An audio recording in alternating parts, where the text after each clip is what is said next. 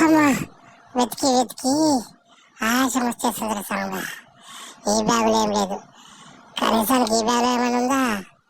అవి ఏదో తాకుతుంది చేతికి, మెత్తగా తాకుతుంది. ఏంటి అది? అగో, మెత్తగా ఉంది. షర్టు, కొత్త షర్టు. ఓనర్ నా కోసమే కొన్నాడు. ఇది కప్పుకొని ఈ చెట్టుకి కాయలు తెంపుతా, ఎవ్వరికి తెలియదు దొంగతనం చేసినట్టు. అరే, అది నేను దాచుకున్నాను రా. ఆ షర్టు నా కోసం తెచ్చాడు ఓనరు.